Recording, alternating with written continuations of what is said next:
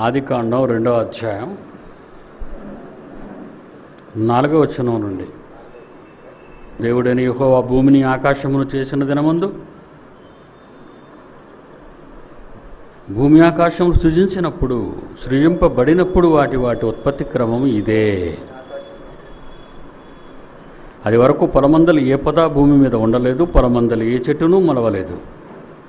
ఎలయనగా దేవుడైన యెహోవా భూమి మీద వాన కురిపించలేదు, నేలను సేద్యపరచుటకు నరుడు లేడు. అయితే ఆవిరి భూమి నుండి లేచి నేల అంతటినీ తడిపాను.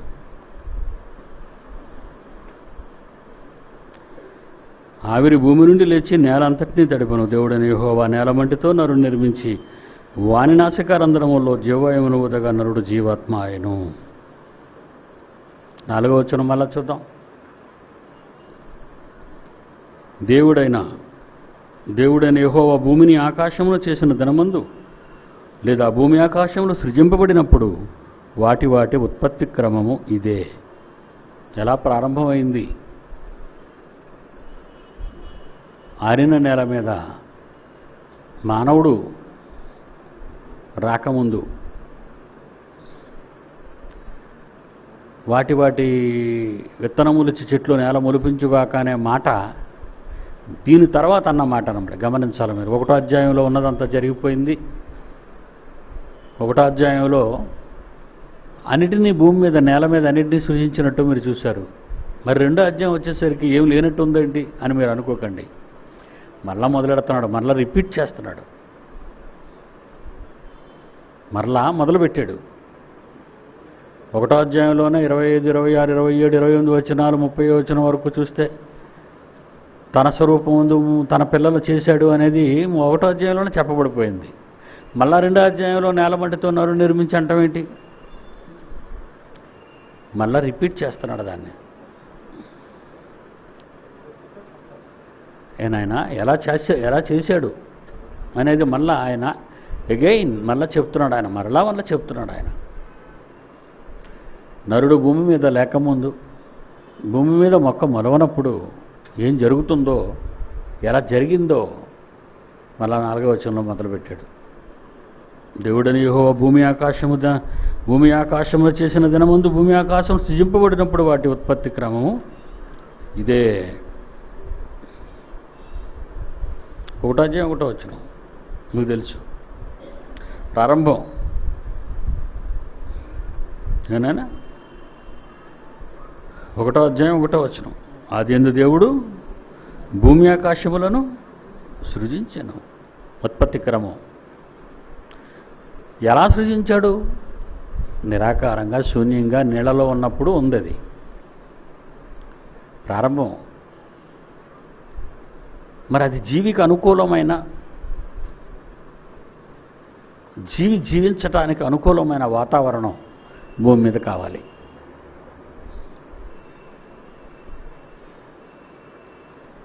కనుక అనుకూలమైన వాతావరణాన్ని ఆయన తీసుకొస్తున్నట్టు కనబడుతుంది. 1వ అధ్యాయం 11, 12 వచనాల్లో. ఆదికాండం 1వ అధ్యాయం 11, 12 వచనాల్లో. గట్టిగా చదివాడు, చదవలేడు. దేవుడు గడ్డిని విత్తనములిచ్చి చెట్లను భూమి మీద తమ జాతి ప్రకారము. ఇటు సరిగ్గా చదవడరా, నోరు తిరగదాడికి, మాంసం ఎక్కువ తింటాడు. గడ్డిని విత్తనములిచ్చు చెట్లను భూమి మీద తమ జాతి ప్రకారము. తమ జాతి, మొక్కలలో జాతి మొక్కలు, అన్ని మొక్కలనే, అన్ని మొక్కలే వాటికి జాతులు. మనుషులందరూ ఒకటే, వాళ్ళకి జాతులు. ఏం జాతులు? కమ్మరి, కుమ్మరి, మాల, మంగలి కాదు. చీపు కళ్ళు, చెపడి ముక్కు, పెద్ద ఆకారం, నల్లటి ఆకారం, భయంకరమైన పెదవులు, భయంకరమైన తలకాయ, నిగ్రోలు, Japanese, Chinese, Mongolians, Nepalese, Indonesians, వీళ్ళంతా ఒక జాతి. పొట్టోళ్ళు, చీపికళ్ళు,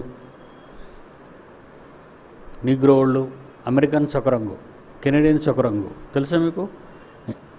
బ్రిటిష్ వాళ్ళు ఒక రంగు, గ్రీక్స్ ఒక రంగు.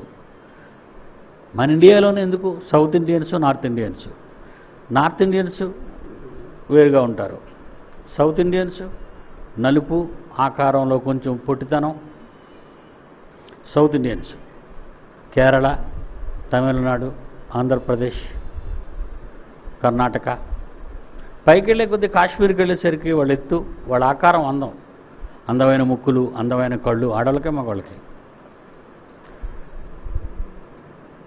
మన దగ్గరే ఉత్తర భారతదేశానికి, దక్షిణ భారతదేశానికి జాతులు అంటే అవి. అలాగే చెట్లలో జాతులు, పక్షుల్లో జాతులు, జంతువుల్లో జాతులు, చేపల్లో జాతులు. చదువు నాయన. గడ్డిని విత్తనములిచ్చు చెట్లను భూమి మీద తమ తమ జాతి ప్రకారము తమ వంశాన్ని వృద్ధి చేసుకునే తమలో విత్తనములిచ్చు ఫలముచ్చు ఫలవృక్షములను. అంటే మళ్ళా ఒకడినే కలిగించాడు, అవ్వని తీశాడు. ఒకడినే కలిగించాడు, మనిషిలో నుంచి మనిషిని తీశాడు అవ్వ. వాళ్ళిద్దరూ మనలందరినీ కన్నారు. దేవుడు అలా చేసుకొని ఉండడు మనుషుల్ని. మనం ఏం చేసుకున్నాం అంటే మన జాతిని మనం పుట్టించుకున్నాం. ఆదాము మానవ జాతికి ప్రారంభకుడు. ఆ మానవ జాతి అనేది ఒకటే, కానీ అందులో మనుషులలో జాతులు. ఇవన్నీ కూడా ఆదాం గర్భం నుంచి వచ్చినాయి. అలాగే ఒక మర్రి చెట్టు వచ్చిందనుకోండి, చెట్టు ముందా విత్తనం ముందని ఎవడైనా డర్టీ ఫీల్ అడిగితే చెట్టే ముందని చెప్పండి, విత్తనం కాదు. సాగర్ ఏట్రా ఈ మధ్య కనిపించావు? దొంగిడు. నేనే ఎంబీ ముందు చేసేస్తానండి, ఎంబీటీ వచ్చి అన్నాడు. అప్పటి నుంచి ఇటు పత్తాలేడు. ఏనాయనా విత్తనములిచ్చు తమ తమ జాతిని అవే కాపాడుకోవాలి, తమ జాతిని అవే సంరక్షించుకోవాలి, తమ జాతిని అవే డెవలప్ చేసుకోవాలి. అది దాని అర్థం. ఏమన్నాడు? మళ్ళీ చదవండి, ఎంత బాగుందన్నమాట. గడ్డిని విత్తనములిచ్చు చెట్లను భూమి మీద తమ తమ జాతి ప్రకారము. అది తమలో విత్తనములు. ఎందుకు విత్తనాలు ఎందుకు రావాలి? తమ జాతిని తమ జాతిని డెవలప్ చేసుకోవాలిగా. వంశాభివృద్ధి అంటారు దాన్ని. మనుషులకైతే వంశాభివృద్ధి. అవునా? చెట్టు ముందా విత్తనం ముందా? చెట్టే ముందు. దరిద్రుడితో చెప్పండి, ఎవడని పిచ్చి ప్రశ్న ఇస్తే. ఏ దరిద్రుడు అడిగినా విత్తనం అన్నాం అనుకో, చెట్టు ఎక్కడి నుంచి వచ్చిందంటాడు. చెట్టు అన్నాం అనుకో, విత్తనం లేకుండా చెట్టు ఎలాగ వచ్చిందంటాడు. ఒక దరిద్రుడా, ముందు చెట్టే వచ్చిందిరా, తర్వాత విత్తనాలు వచ్చాయని చెప్పండి. బైబిల్ అదే కదా ఉంది. విత్తనం రావాలంటే చెట్టు ఉండాలా మరి? విత్తనం ముందో చెట్టు ముందంటే చెట్టే ముందు, విత్తనం కాదు. తండ్రి ముందా కొడుకు ముందా అని అడగాలండి.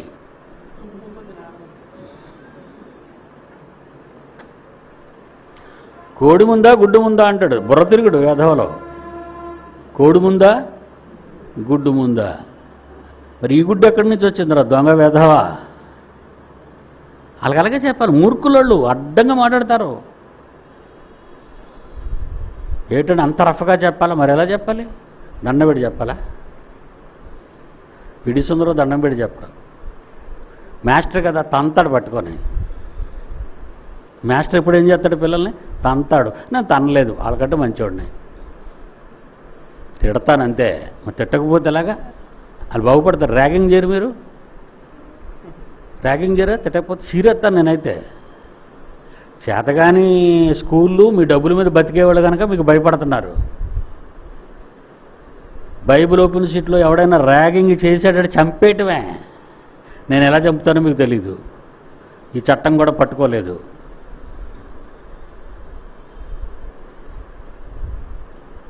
అది నాకు తెలుసు. మైలు పక్కన అనుకోకండి. శత్రువుని ఎలా కొట్టాలో నాకు తెలుసు.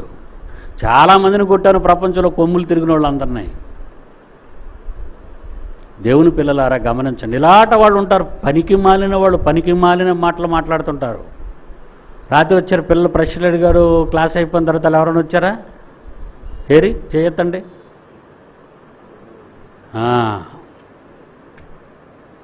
ఎందుకంటే నాయన సరైనటువంటి ఉపదేశం ప్రారంభం నుంచి పడాలి. గుడ్డు ఎలా వస్తుంది కోడి లేకుండా? కోడి ఎలా వచ్చింది అన్నాడు అనుకోండి, దేవుడు సృష్టించాడు, దేవుడి పేరు వస్తుంది అక్కడ. ఇలా దేవుడు గుడ్డెట్టాడు అనుకుంటాడు.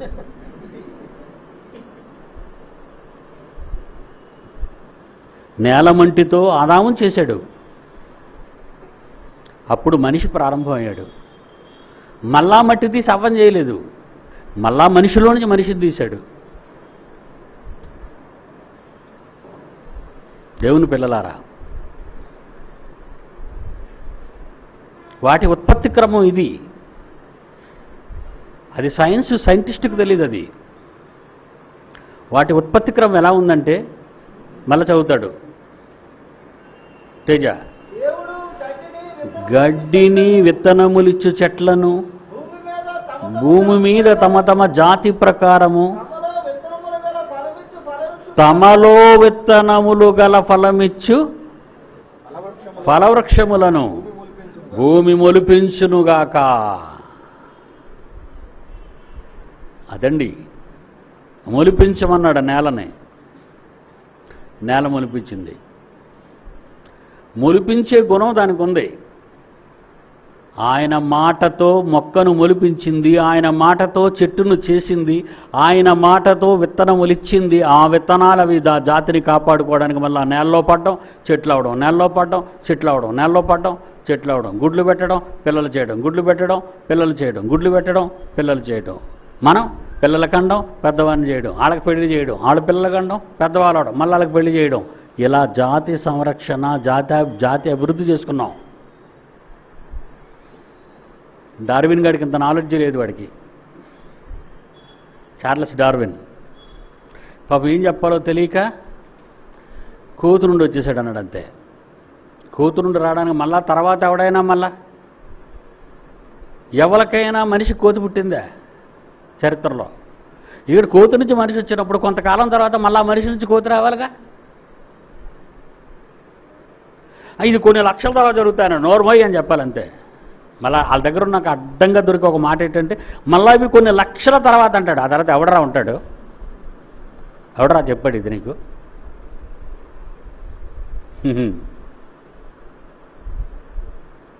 ప్రకృతిలో ఎన్నో మార్పులు సంభవిస్తున్నాయి.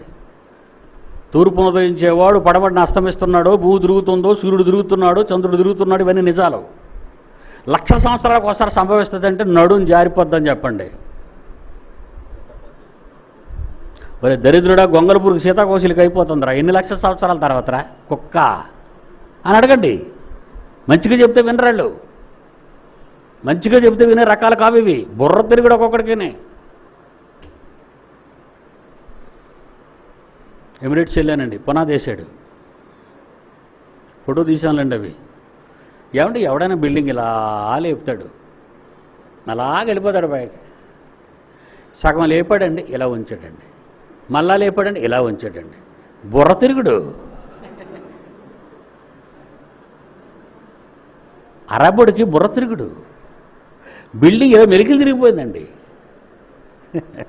ఇడికి ఎవరు బుర్ర ఉందండి. కనుక బైబిల్లో ఈ బుర్రలేనుడి గురించి ఒక మాట చెప్పబడింది. బుద్ధిహీనుడు ఎక్కడ ఇల్లు కట్టుకుంటాడట? ఎక్కడ? గట్టిగా ఇసుకలో కట్టాడు అవన్నీ. వాడిని తెలివనుడు అన్నాడా, బుద్ధిహీనుడు అన్నాడా? అక్కడే చెప్పాను ఈ మాట, అక్కడే చెప్పాను. భయం ఏంటి? షేక్ ఏమైనా ప్రగదీశాడట నాకు. షేకా బోకా అన్నాను. హలో, ఆడు షేకా బోకా ఎవడరా అన్నాను. ఎక్కడుంది? మత్తయి సువార్త 7వ అధ్యాయము 26. వెరీ గుడ్, చదవరా. మత్తయి సువార్త 7వ అధ్యాయం 26. ఈ నా మాటలు విన్న తర్వాత వాటి చొప్పున ఎవడైతే చేయడో ఇసుక మీద తన ఇల్లు కట్టుకొనిన మహాజ్ఞానిని పోలి ఉండును అన్నడా. బుర్రలేని ఎదవను పోలి ఉండునని ఉందో యేసుప్రభు చెప్పాడు. అది బుద్ధిహీనుడు వాడు. ఇసుక మీద ఎందుకు పునాది? పోనీ అంతటితో బుద్ధిహీనత వదులుకున్నాడా? నీటిలో వేసాడు మళ్ళీ పునాది. వినాలి, బుర్రతిరుగుడు ఎక్కువ. ఒకడేం చేశాడు తెలుసండి, బిల్డింగ్ ఇలా లేపి ఇలా చెట్టు కొమ్మ వచ్చినట్టు ఉంచాడండి. వీడికి ఎవరు పిచ్చా? వీడికి ఏమైనా పిచ్చే అండి?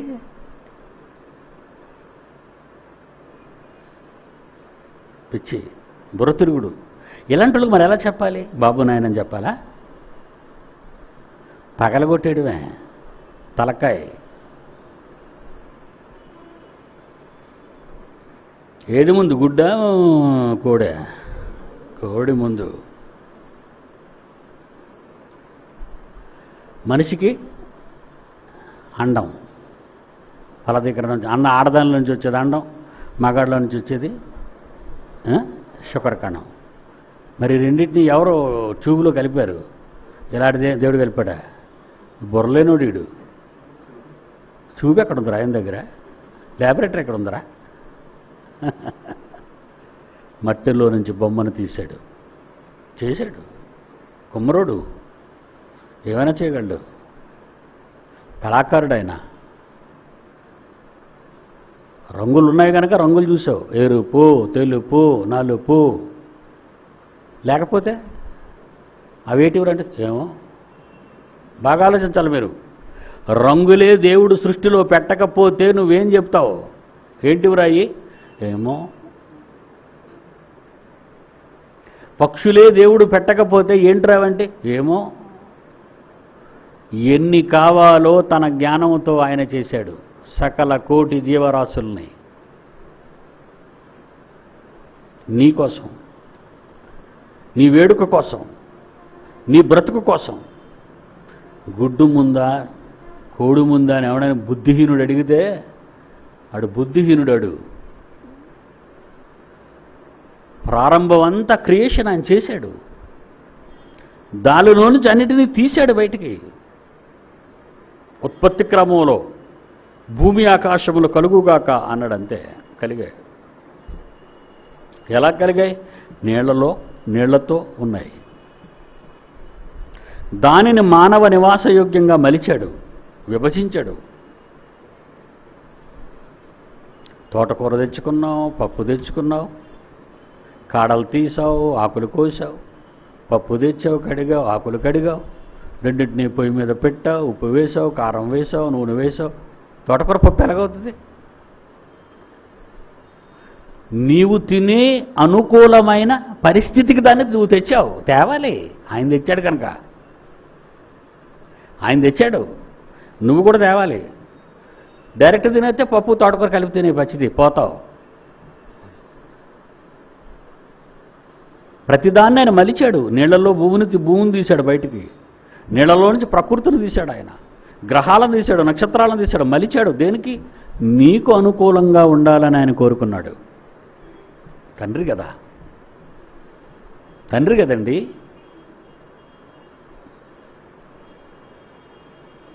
కనుక వాటి ఉత్పత్తి క్రమం, తమ తమ జాతులను అభివృద్ధి చేసుకునే ఫలమిచ్చు వృక్షాలను నేల మొలిపించుగాక అని అన్నాడు. 12వ వచనం.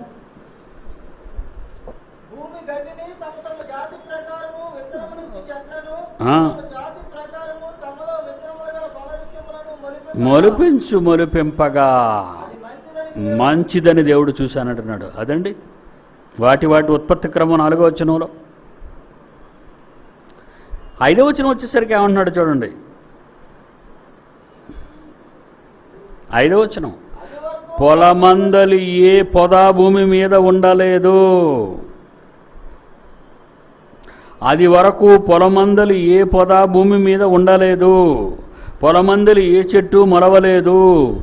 ఏలయనగా యెహోవా భూమి మీద వాన కురిపించలేదు, ఎందుకంటే నేలను సేద్యపరచుటకు నరుడు లేడు గనుక.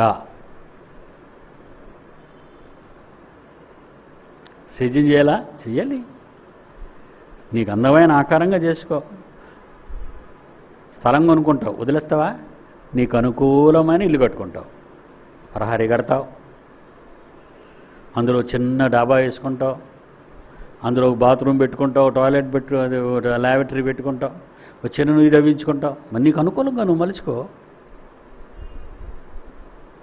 మంచి చెట్లు వేసుకో, మంచి అక్వేరియం పెట్టుకో, అందులో చేపలు చిన్న చిన్న చేపలు పెంచుకో, మలుచుకోవాలి నీకు అనుకూలంగా. ఎక్కడో భూమి అంతర్భాగాల్లో క్రూడ్ దొరికింది గల్ఫ్ దేశాలకి, పెట్రోలుగా, గ్యాస్గా, వైట్ పెట్రోలుగా, డీజిల్గా, కిరోసిన్గా మలుచుకున్నాడు. చివరికి తారు రోడ్లు వేసుకోవడానికి క్రూడ్ ఇచ్చాడంతే ఆయన.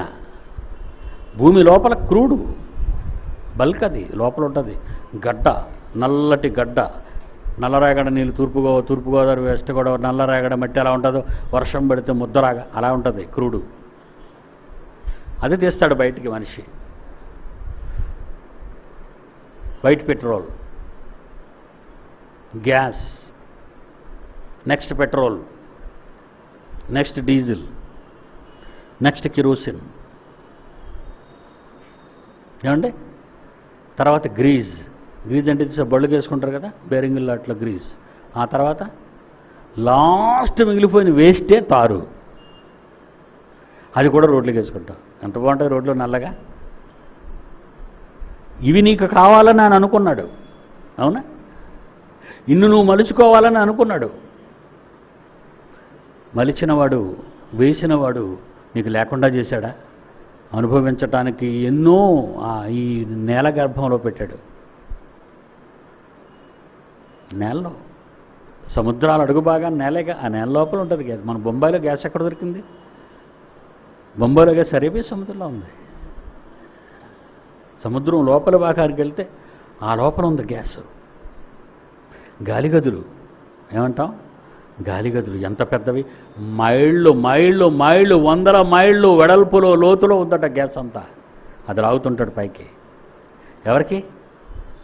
దేవుడికి టీ చేసి ఇవ్వడానికి కాదు, నీకే, నీకోసమే. నీకు గ్యాస్ కావాలా? కావాలి. పెట్రోల్ కావాలా? కావాలి.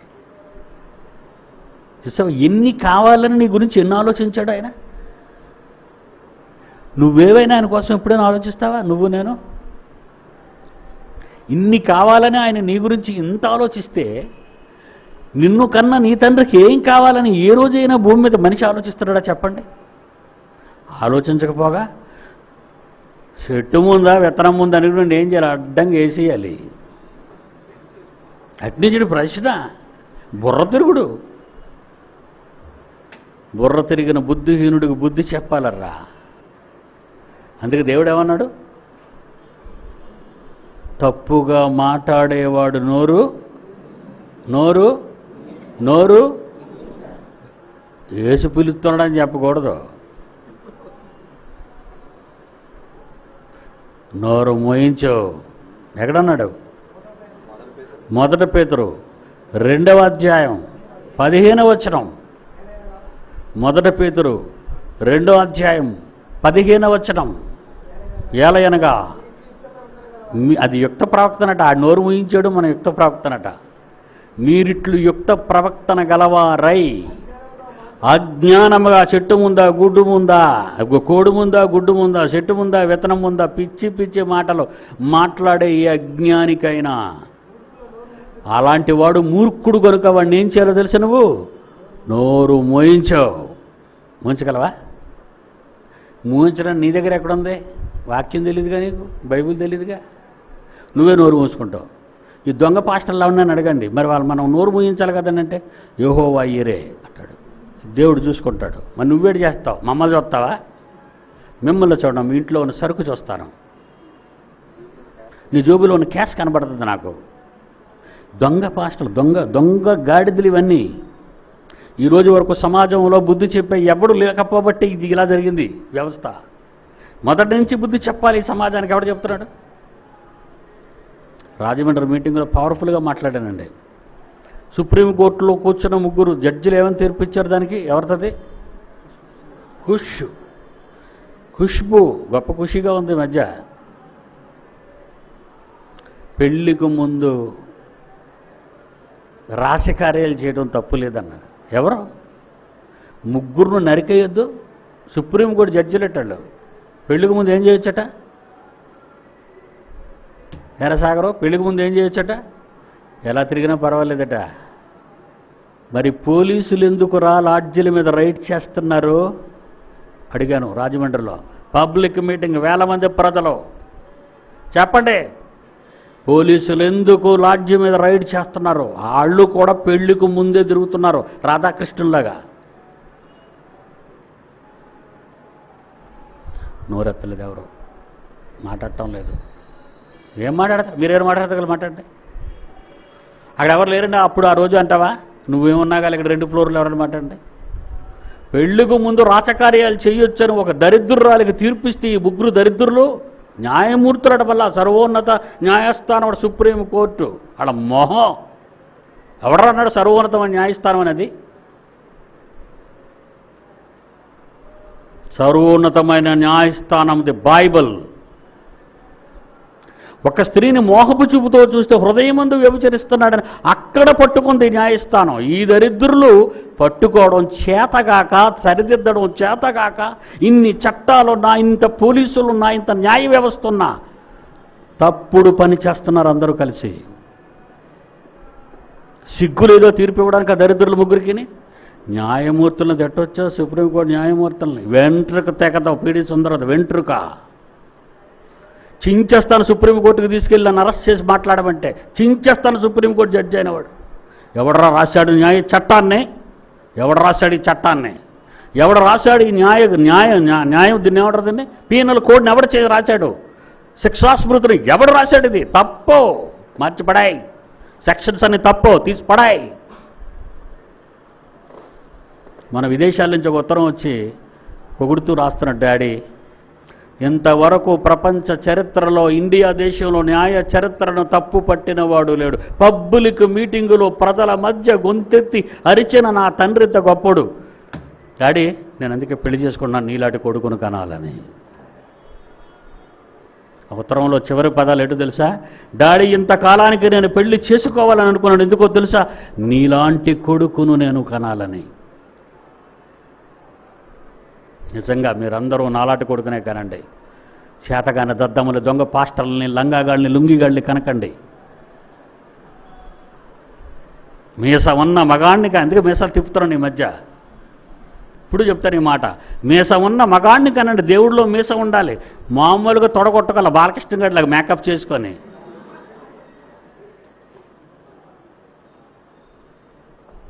దేవుని పిల్లలారా ఆలోచించండి. మూర్ఖులండి సమాజం, మూర్ఖులు. మరి వాళ్ళకి మనం బుద్ధి చెప్పొద్దా? చెప్పాలి. అందుకే రాశాడు అక్కడ ఏమని? మీరిట్లు యుక్త ప్రవక్తన గలవారై అజ్ఞానముగా మాటలాడు, అజ్ఞానముగా తీర్పునిచ్చు, అజ్ఞానముగా చట్టాన్ని చేసిన వారెవడైనా, అదే దేశమైనా, అదే శిక్షాస్మృతి అయినా మూర్ఖులు వాళ్ళంతా కనుక వాళ్ళ నోరు మోయించండి. అది నాకు ఇష్టం అన్నాడు చూడండి, అది నాకు ఇష్టం. అందుకే ఆయన కొడుకును విజయోత్సవంతో ఊరేగిస్తున్నాడు నన్ను. అందుకే నన్ను ఎవడు పట్టుకోడుగా, అరెస్ట్ చేయడు ఎవడు. దేశద్రోహానికి మీరు పాల్పడ్డారనడానికి ఎన్ని గుండెల వాడికి. నువ్వు చేసిన చట్టం దేశద్రోహం, నువ్వు రాసిన చట్టం దేశద్రోహం.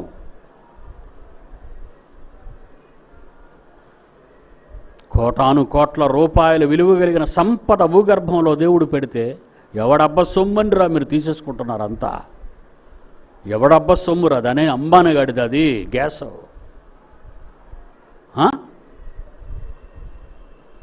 ఖమ్మంలో జరిగిన లక్షల కోట్ల రూపాయల ఖనిజ సంపద రాజశేఖర్ రెడ్డిలో అనిల్ గడిదా? అది ఎవడన్నాడు? అది ఎవడ ఇచ్చాడు రా వాడికి? అది సంచలనం ఈరోజు రాష్ట్రంలో. మళ్ళాడేమో మళ్ళీ అన్నీ బోధలే. కరువు ఏం పేరట ఆ సంస్థ పేరు?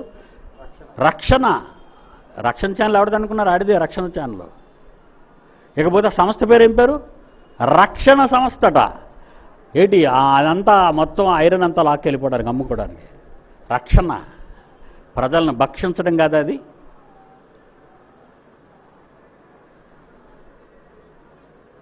దేవుడి సంపద నీకిచ్చాడు, మన దగ్గరికి రాలేదు. దొంగలు ఎత్తుకెళ్ళిపోతున్నారు. మీరేమని చెప్పగలరా? చెప్పలేరు.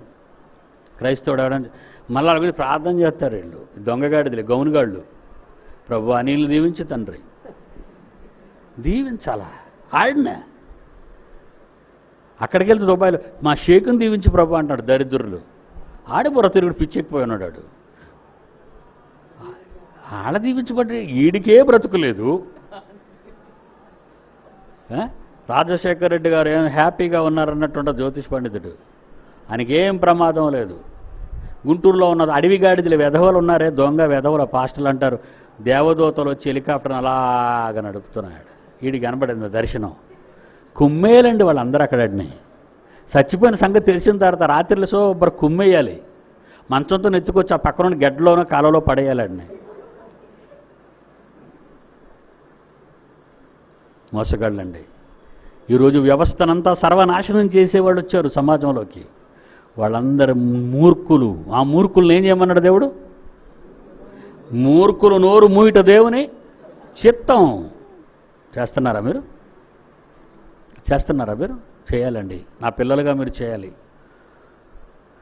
వ్యవస్థ బాగుపడాలంటే బైబిల్ చెప్పండి. బైబిల్ ఒక్కటే వ్యవస్థను మార్చగలిగే ఏకైక శక్తి. మళ్ళా చెప్తున్నాను మీకు, అది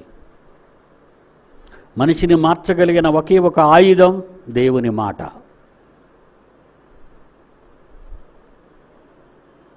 ఓకే, 5వ వచనం. అది వరకు పొలమందలి ఏ పద భూమి మీద ఉండాలేదు. 2వ అధ్యాయం ఆదికాండం 5వ వచనం. అది వరకు పొలమందలి ఏ పదయు భూమి మీద నుండలేదు, పొలమందలి ఏ చెట్టును మనవలేదు. ఏలయనగా దేవుడైన యెహోవా భూమి మీద వాన కురిపించలేదు, నేలను సేద్యపరచుటకు నరుడు లేడు. కీర్తన 65:9. కీర్తన 65:9. కీర్తన గ్రంథం 65వ అధ్యాయం 9వ వచనం. ఏటో అర్థం కాలేదు.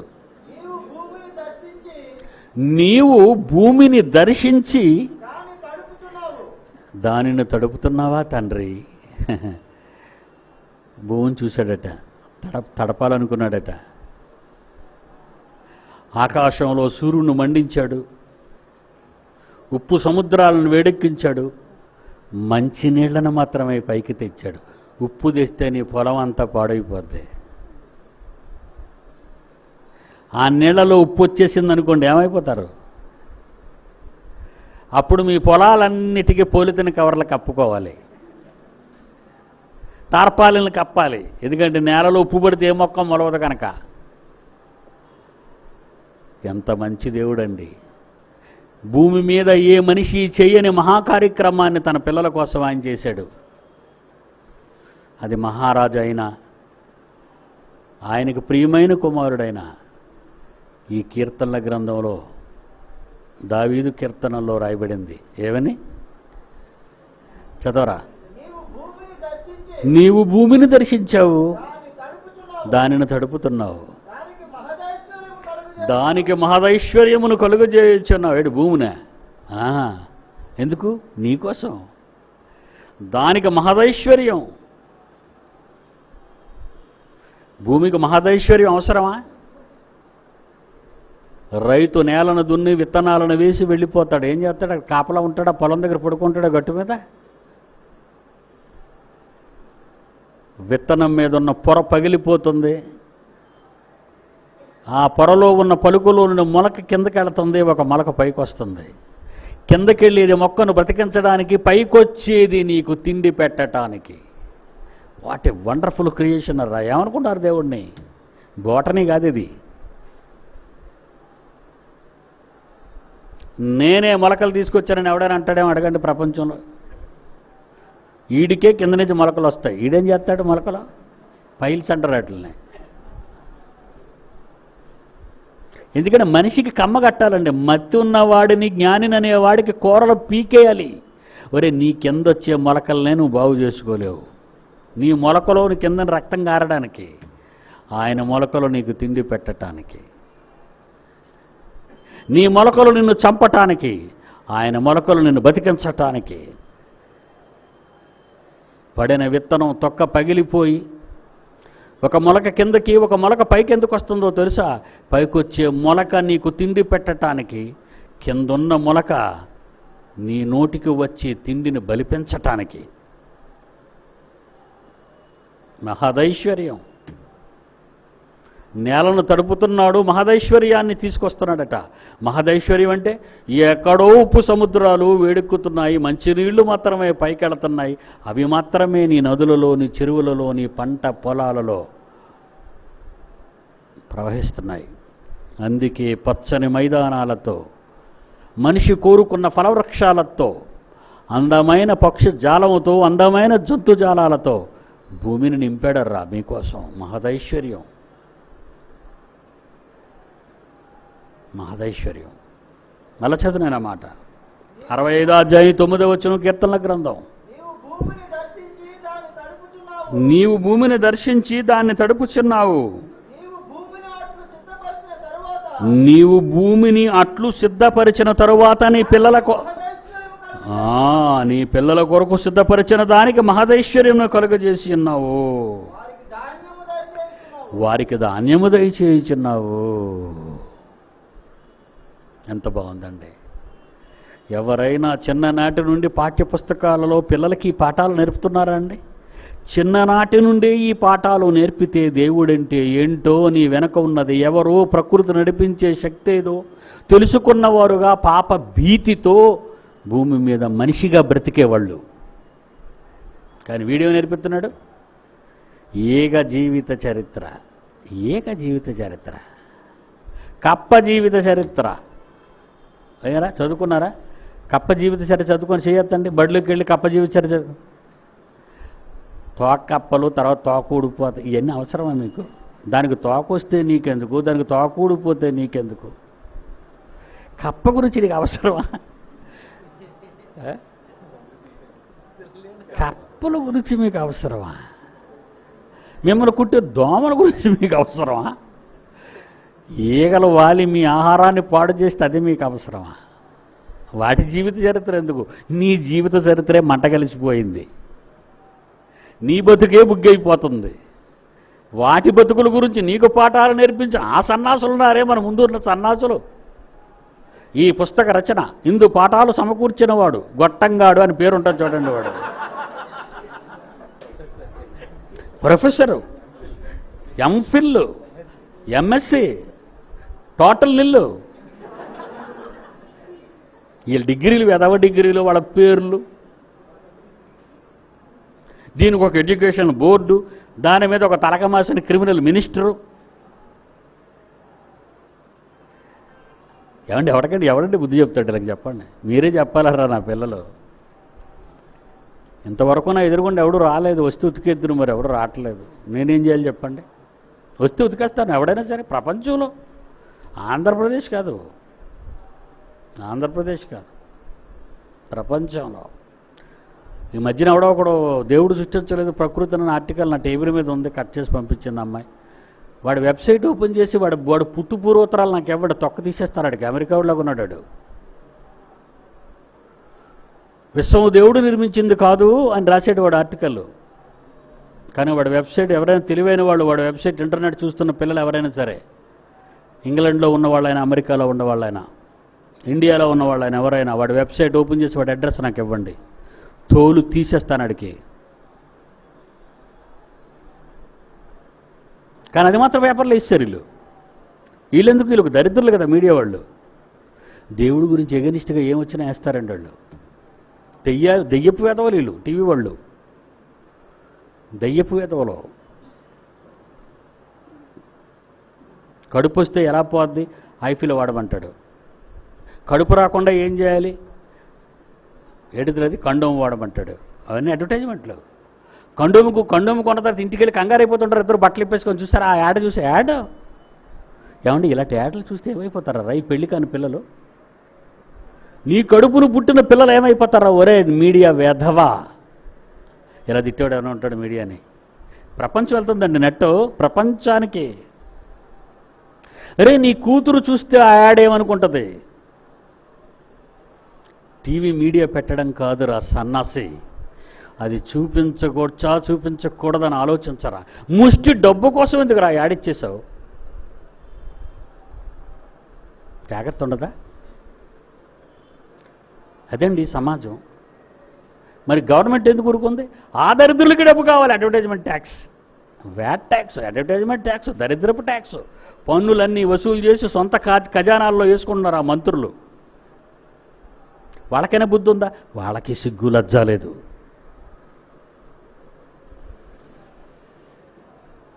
రేణుకా చౌదరి అంటది, నా కూతురు ఇంగ్లాండ్ దేశంలో పబ్ పెట్టిందండి. దీని దొంపతేగ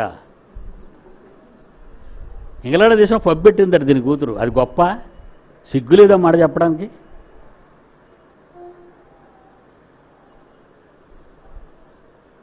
దేవుని పిల్లలారా, వీటి చరిత్ర అవసరం లేదరా, దేవుడి గురించి చెప్పండరా.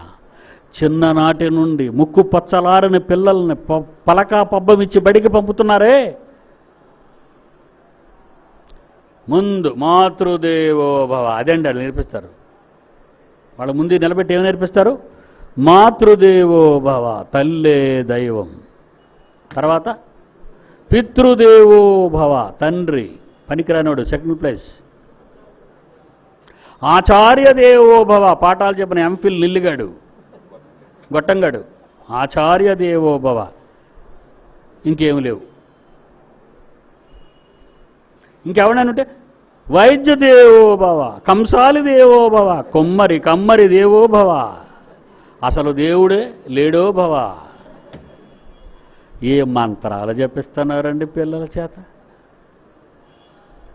వీళ్ళందరినీ ఎలాగ ఏం చేయాలి? అప్పుడప్పుడు నాకు ఏమనిపిస్తుందో తెలుసా?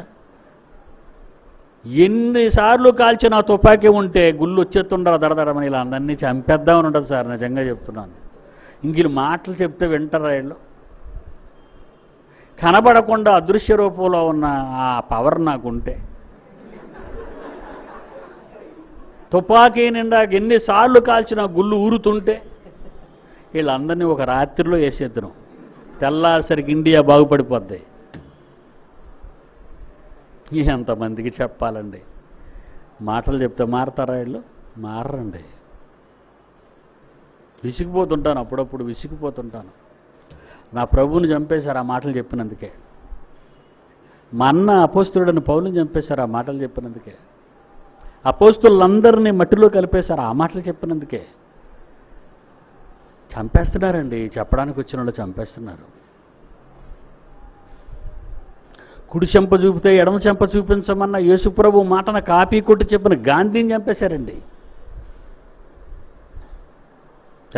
చంపించారా? కుడి చెంప కొడితే ఎడం చెంప తిప్పమన్న గాంధీ మాట యేసు మాట. అది చెప్పినందుకు గాంధీని చంపేశారండి. నల్లోడు తెల్లోడు జాతి జాతి జాతి వైషమ్యం అనేది మంచిది కాదు, నలుపైన తెలుపైన నరజాతి అంతా ఒక్కటే, ఒకే తండ్రి పిల్లలను చెప్పినందుకు అబ్రహాం లింకన్ని చంపేశారరా.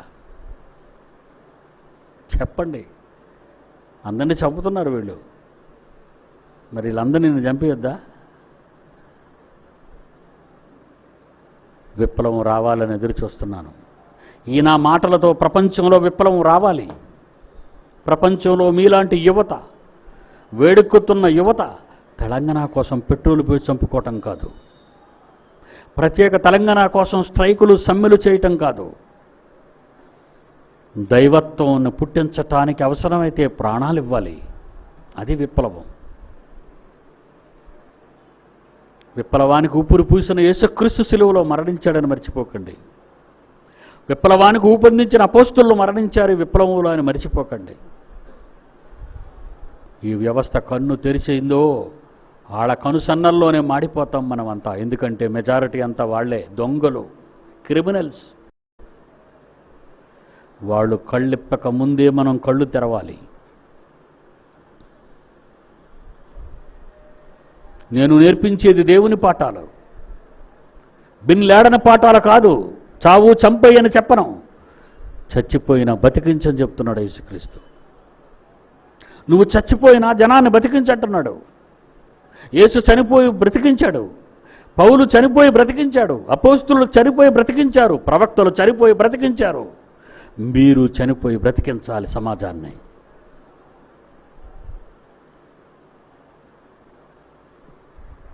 ఆదికాండం 3:21.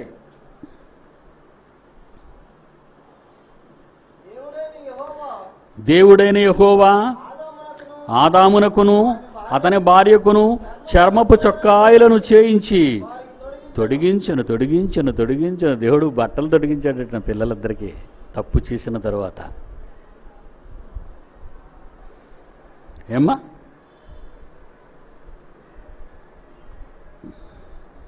తప్పు చేసిన తర్వాత ఏం చేశాడు? నేలను సేద్యపరచుటకు నరుడు లేడనుకున్నాడట. ఆదికాండం 2వ అధ్యాయం 5వ వచనం చివరిలో, 6వ వచనం, 5వ వచనం చివరిలో, 6వ వచనం ప్రారంభంలో, నేలను సేద్యపరచుటకు నరుడు లేడు, అయితే ఆవిరి భూమి నుండి లేచి నేల అంతటినీ తడిపెను. కావాలనుకున్నప్పుడు నరుడు వస్తే, ఆడు తప్పు చేస్తే చొక్కాయలను చేయించాడట. మహానుభావుడు తొడిగించాడని ఉంది. తొడిగించాడని మా అమ్మ 2 భుజాల మీద నేను 2 చేతులు వేసుకునేవాడిని చిన్నప్పుడు. అమ్మ కూర్చునేది, 2 భుజాల మీద చేతులు పెట్టేవాడిని. ఎక్కడ నేను పడిపోతానని నా భుజాల మీద చెయ్యి నాయన అనేది. ఆ 2 చేతులు భుజం మీద వేస్తే కాలెత్తమనేది. అలా నాకు చెడ్డీ తొడిగించేది. అది నాకు గుర్తు, మీ అందరికీ గుర్తు. అది మీ తల్లిదండ్రులు మీకు చేసింది గుర్తుండాలి. అలాగే తొడిగించాడట తండ్రి, మన తండ్రి, మన ప్రారంభ తండ్రికి ఆదాంకి, మన ప్రారంభ తల్లికి అవ్వకు. దేవుని పిల్లలారా, ఏంటర్రా ఈ ప్రేమ? ఏంటి ప్రేమ? ఇంత సృష్టిని కలిగించి నీ పాదాల కింద పెట్టాడే. ఈరోజు వరకు మనిషి దేవునికి థ్యాంక్స్ చెప్పడానికి కూడా కనిపించటం లేదండి. వర్షాలు లేకపోతే వర్షాలను అఘోరించే వీళ్ళు, వర్షాలు పడిన తర్వాత దేవుడానికి వందనాలని చెప్తాడా? వరుణ దేవుడు కరుణించాడు. మళ్ళా దరిద్రుడు ఎవరు కరుణించారు? వరుణ దేవుడా? మీ నాన్న నీకు జిలేబీ తీసుకొచ్చి పెడితే జిలేబీ దేవుడు నన్ను కరుణించాడంటావరా దరిద్రుడా? అలా మాటలు చూడండి, పిచ్చిపట్లు కదా. మైసూరుపాకు దేవుడు నన్ను కరుణించాడు. దరిద్రుడు, నిన్న కన్న నీ బాబు తెచ్చాడు రా మార్కెట్కి వెళ్ళేది. వరుణ దేవుడు కనిపించాడు, గాలిదేవుడుగా దరిద్రులారా, చండాలులారా. భాషలోనే చిన్నప్పటి నుంచి నేర్పించలేదండి వాళ్ళకి. బిఏ, ఎంఏ, డబల్ ఎంఏ దేవుని గురించిన పాఠాలు నేర్పించాలండి వ్యవస్థకి. మీరు నేర్పించాలి. అందుకే నేర్పిస్తున్నాను. మీకు నేర్పించినంత వరకు బ్రతికుంటాను. నా వారసులు మీరు అయినంత వరకు నేను బ్రతికే ఉంటాను. బ్రతికిస్తాడు మీకోసం. నేను బ్రతుకుతున్నది మీకోసం. నేను ఈ శరీరంలో ఉన్నది మీకోసం. మర్చిపోకండి. సెలవు.